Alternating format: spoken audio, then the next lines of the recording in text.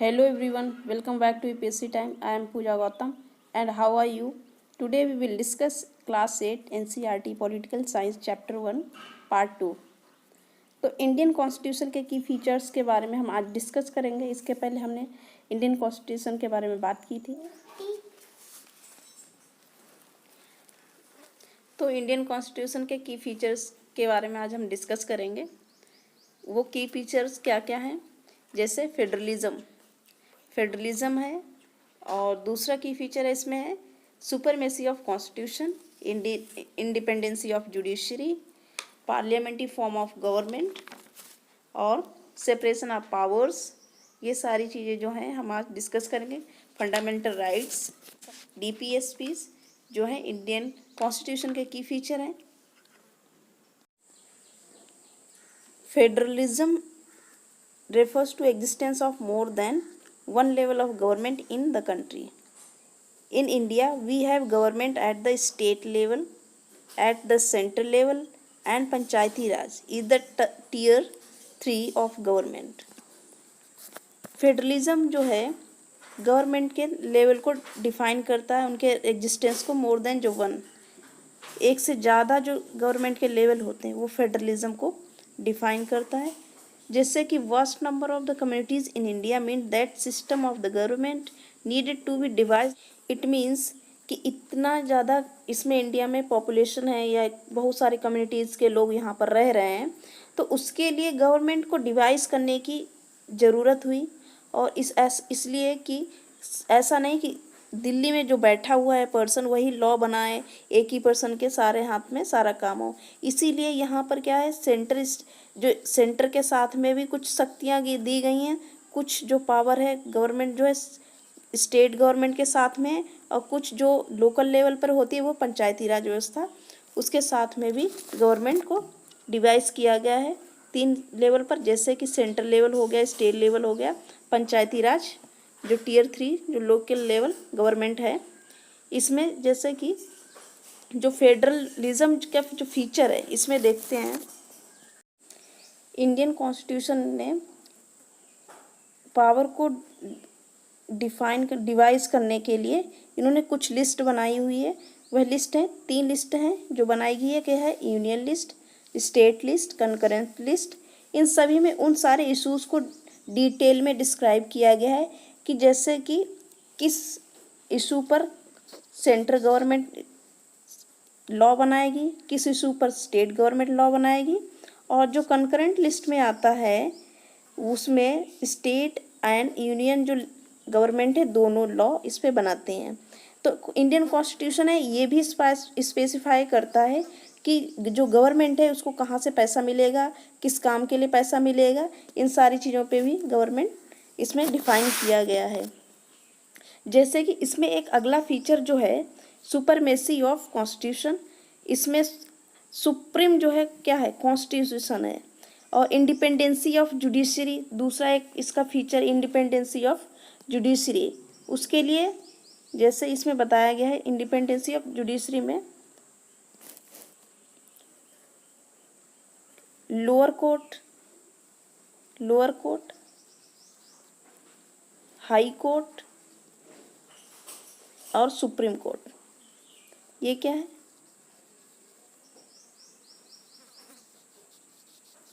इनमें क्या independency judiciary की है, सभी के अपने अपने जुरिस्डिक्शन है इसमें। जैसे कि एक जो नेक्स्ट फीचर है इसका most important, parliamentary form of government. Parliamentary form of government का मतलब है, इसमें बताया गया है कि अभी इंडियन गवर्नमेंट में डिफरेंट टियर हैं, जैसे कि उनके सबके रिप्रेजेंटेटिव हैं जो कि इलेक्टेड हैं लोगों के द्वारा।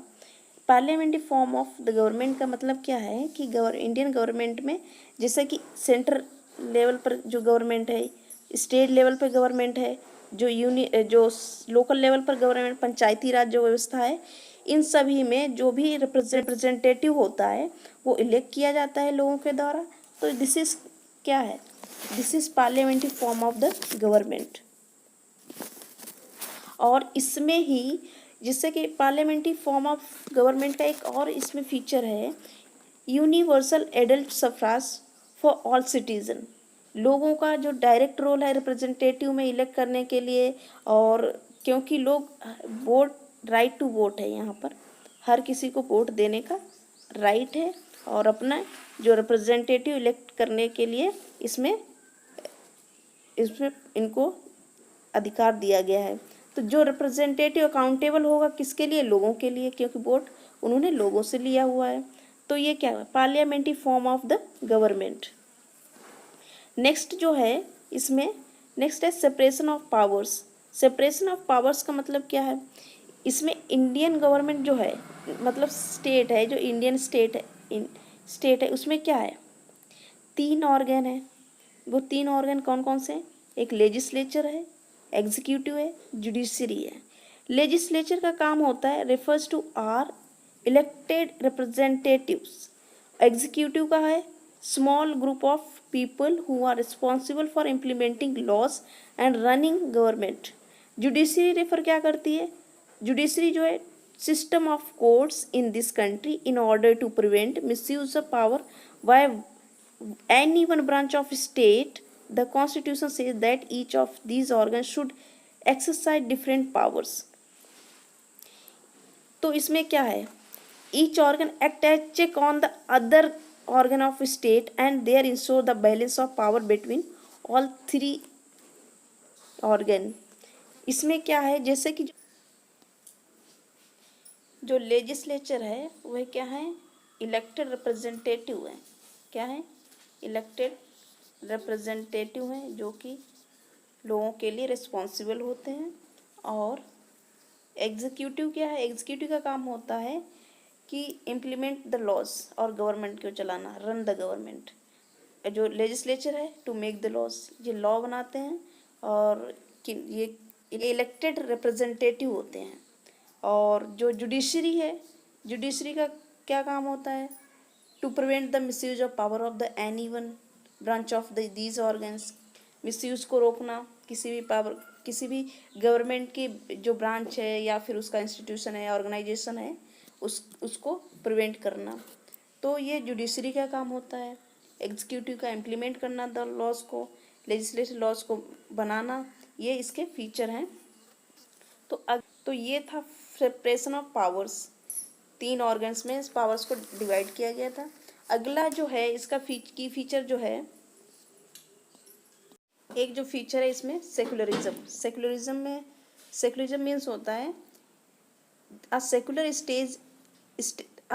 state is one in which state does not officially promote any one religion as the state religion. इसमें इस सेकुलरिज्म का क्या मतलब है कि स्टेट जो है उसका कोई स्टेट अपना रिलीजन नहीं होगा और ना ही किसी रिलीजन को ऑफिशियली ये प्रमोट करेगा। This is the secularism. जो अगला जो की फीचर है इसका, फंडामेंटल राइट्स। फंडामेंटल राइट्स जो होते हैं काफ़ी ज़्यादा इंपॉर्टेंट है। Section of fundamental rights has often been referred to conscious of Indian constitution. इसको क्या कहा गया है? Conscious of Indian constitution. हमारे भारतीय संविधान की क्या है? आत्मा है। कौन चीज़? Fundamental rights.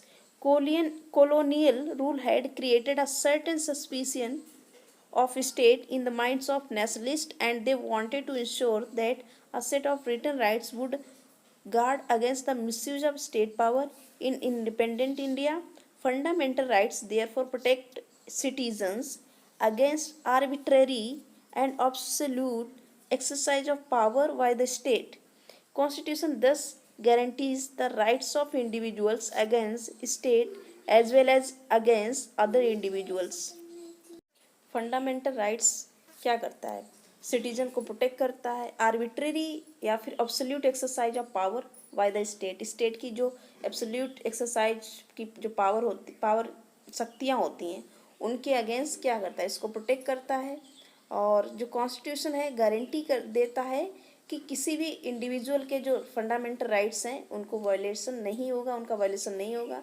किसके द्वारा? स्टेट के द्वारा, तो या फिर किसी अदर इंडिविजुअल के द्वारा। तो ये फंडामेंटल राइट्स के बारे में बात हुई। फंडामेंटल राइट्स हैं क्या? इसमें और देख रहे थे फंडामेंटल राइट्स। जैसे फंडामेंटल राइट्स जो हैं कि एक है इसमें right to equality, right to equality जो है आर्टिकल 14 से 18 में आता है। राइट टू इक्वालिटी कितने में? 14 से 18। और जो राइट दूसरा फंडामेंटल राइट है राइट टू फ्रीडम, जो आएगा 19 से 22 आर्टिकल में। राइट अगेंस्ट एक्सप्लॉयटेशन जो 23 से 24 में है। Right to the freedom of religion, ये है आर्टिकल 25 से 28। जो कल्चरल एंड एजुकेशनल राइट हैं वो किस में दिए गए? 29 से 30 में। जो 32 में दिया गया है वो रेमेडीज के लिए, राइट टू कॉन्स्टिट्यूशनल रेमेडीज। ये जो हैं कितने फंडामेंटल राइट्स हैं? 6 फंडामेंटल राइट्स हैं। इसमें हमारे कॉन्स्टिट्यूशन में बात हुई है, जो कि इंडियन कॉन्स्टिट्यूशन का एक इम्पॉर्टेंट की फीचर है। एक अगला जो है इसका एक इसी में फंडामेंटल राइट्स के साथ में DPSP, directive principle of state policy, क्या है? DPSP, directive principle of state policy. ये भी इंडियन कॉन्स्टिट्यूशन एक की इम्पॉर्टेंट की फीचर है। इसमें क्या इंश्योर करता है? ये इंश्योर करता है कि social and economic reforms serve as guide to independent Indian state to institute laws. जब भी इंडियन स्टेट कोई लॉ बनाएगी तो उसमें डीपीएसपी को ध्यान में रखते हुए वो लॉ बनाएगी। मतलब क्या है? डीपीएसपी उसको गाइड करेगा, क्या इंश्योर करने के लिए? एक सोशल एंड इकोनॉमिक रिफॉर्म्स के लिए, समाज में जो सामाजिक और आर्थिक व्यवस्था को सुधारने के लिए, एक उसमें क्या बोलेंगे वेलफेयर स्टेट बनाने के लिए ये डीपीएसपी जो है इसमें इंश्योर करता है। तो ये इन सारे की फीचर्स पे हमने आज बात की इस चैप्टर में। आई थिंक ये वीडियो आपको पसंद आया। अगर आपको ये वीडियो अच्छा लगा तो वीडियो को लाइक करें, चैनल को सब्सक्राइब करें। ऐसे ही इस एनसीईआरटी सीरीज़ को आप देखते रहें continue. Thank you all of you.